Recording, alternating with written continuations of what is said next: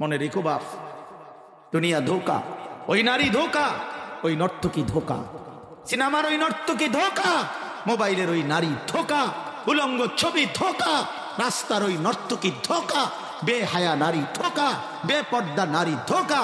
যুবক সে নিজেই পাউডার ডলে, নিজেই ফেয়ার এন্ড লাভলি লাগায়, নিজেই মেকআপ লাগায়, আবার নিজেই ঘন্টা দুয়েক পরে নিজের রুমে ফিরে, ঘরে ফিরে পানি দিয়ে আবার এগুলা ধুইয়া নিজেই ফেলাইয়া দেয়। যদি তারে বলো বোন এগুলো আবার ফেলে দিচ্ছ কেন, তুমি না এগুলা কি সুন্দরে লাগাইলা, সে বলবে আমি এগুলো রাস্তার বখাটেকে ধোকা দিছিলাম। ধোকা ধোকা ধোকা ধোকা। ওই বেউকুফ মনে করছে আমি খুব সুন্দর, আসলে আমি হুদ্দা, আমি ধোকা। নাইলে নাহলে এবারে হালাইলো কেন, এটি ধুইলো কেন, কথা বলেন না কেন?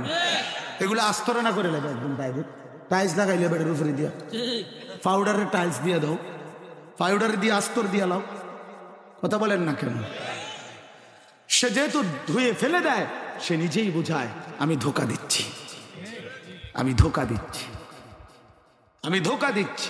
তুমি যুবক ধোকা খাইছো, নওজোয়ান ধোকা খাইলেন।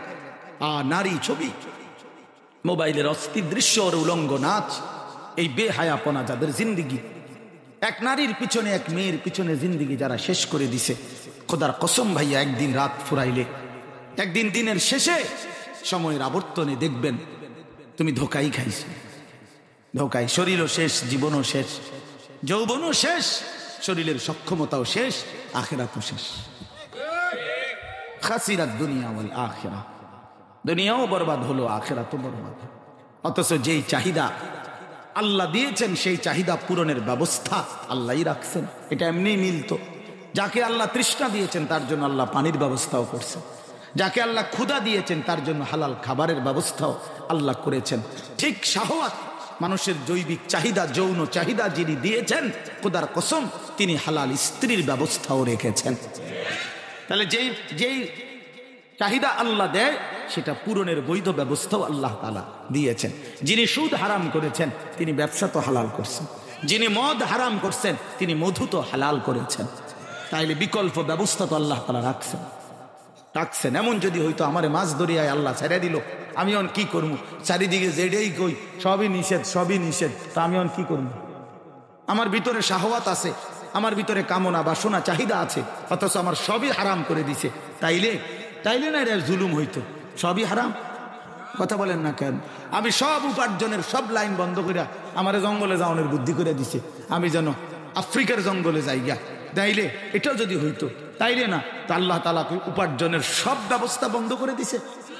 তাইলে আল্লাহ তাআলা মদে না হারাম করছে, জুয়া না হারাম করছে, সুদে না হারাম করছে, ঘুষে না হারাম করছে, কিন্তু হালাল কিছু নাই, বৈধ উপায়ের কোনো ব্যবস্থাপনা নাই।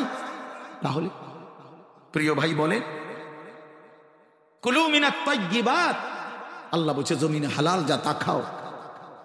এই জন্য আমার অনুরোধ রইল আপনাদের কাছে, আমি একসাথে এই কথাগুলো বলার অর্থ হলো, মূল বিষয় হলো ফিকির চাই, ফিকির চাই। আমার ওয়াজের একটা মূল মাকসাদ এটা, কলিজার ভিতরে যেন এই অনুভূতি জাগে যে বাস্তবিকতে শুধু একজন বক্তা আসছে, ওয়াজ করছে, ভালোই কইছে, আপনা আমগো যার মতো না রে বাপ, এটা কোনো জিন্দিগি না বাপ, এটা কোনো জীবন নেই। আমরা মুসলমান, আমরা মুমিন, আমাদের আল্লাহর কাছে দাঁড়াইতে হবে।